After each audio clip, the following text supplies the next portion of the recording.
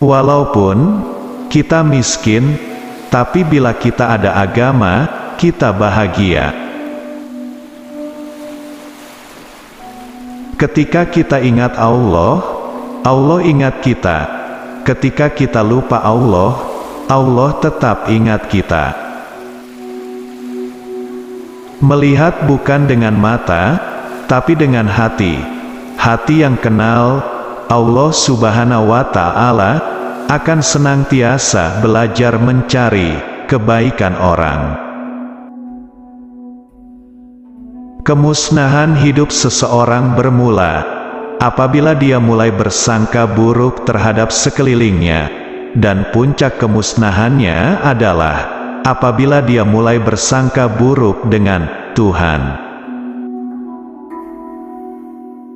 Tak mengapa orang hina atau aibkan kita, kita bukan hidup untuk penghormatan manusia, tapi hanya untuk Allah sayang.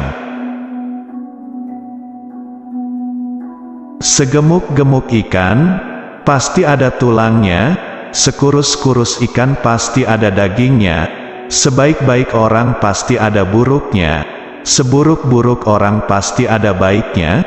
Buang yang keruh, ambil yang jernih. Carilah baik dalam buruk orang, itulah akhlak. Carilah buruk dalam kebaikan diri sendiri, itulah ikhlas. Kita sholat bukan sebab kita baik, tapi sebab kita hamba Allah. Menjadi seorang pendengar yang baik, mendengar dengan hati dan perasaan. Mendengar ialah syarat cinta yang pertama. Belajar mendengar dan memahami, maka kita akan mampu untuk mencintai dan dicintai. Betapa penting kita kuatkan asas jati diri iman dan bayangan Allah, dan keluarga bayangan surga.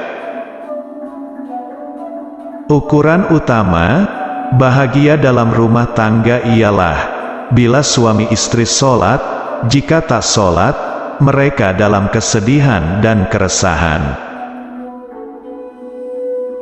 Kita selalu ingat apa yang kita ingin dari Allah, tapi kita selalu lupa apa yang Allah ingin dari kita. Untuk Allah bantu kita, kita harus dapat doa orang yang makbul doanya. Pertama, doa mak ayah kita. Kedua, doa istri. Ketiga, doa orang baik-baik serta kawan-kawan kita. Walau melalui ucapan di Facebook, doakanlah semula kebaikan buat mereka. Bila kita bawa orang yang jauh dari Allah kembali kepada Allah, itulah cinta yang sebenar. Saat kita berusaha membuat istri dan ibu kita tersenyum bahagia dalam hidup kita, saat itu Allah beri segala kebaikan dunia dan akhirat buat kita. Bertindaklah dan lihatlah bagaimana kita dilayani dalam hidup kita oleh Allah. Siapa tak mengasihi, dia tak dikasihi. Anak milik Allah yang diamanahkan kepada kita semua, anak kita semua, yang akan bawa kebaikan dan rahmat ke seluruh alam.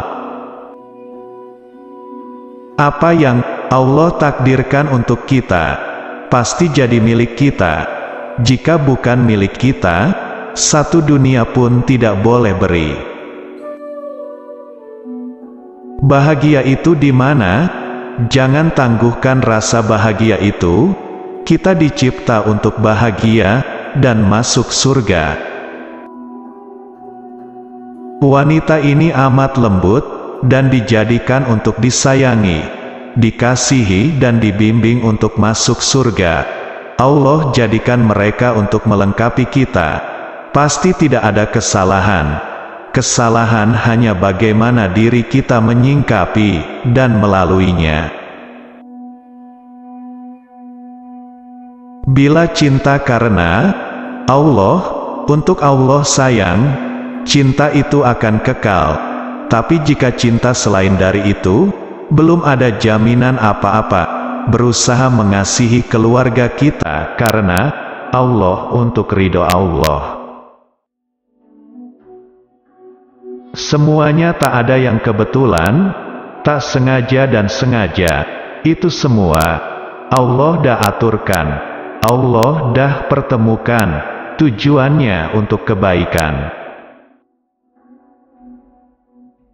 Siapa betulkan sholat, Allah betulkan hidup dia. Kita coba tutup kesedihan dengan hiburan, tetapi akhirnya tiada apa yang kita dapat, karena obat kesedihan adalah sujud dan mengadu kepada Allah.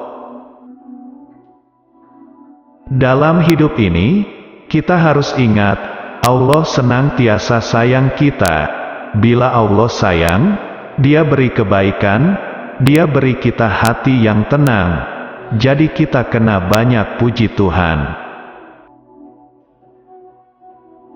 Bila kita dakwah orang, tapi orang tak dengar, kita doa, ya Allah, mereka tak tahu, tak paham, mereka lupa, ya Allah, beri hidayah kepada dia. Semua manusia ada hati dan keinginan untuk jadi baik. Tidak peduli apa kata orang, yang penting kita hidup untuk Allah sayang. Kita senantiasa mengharapkan kasih sayang daripada manusia. Namun para sahabat hanya mengharapkan kasih sayang daripada Allah. Anugerah yang sebenar-benarnya adalah daripada Allah, orang yang paling disayangi oleh ramai orang. Boleh jadi akan dibenci sekelip mata, tetapi itu tidak penting. Yang penting apabila Allah sayang. Jangan risau kalau kita berbuat baik orang tak nampak. Yang penting Allah nampak.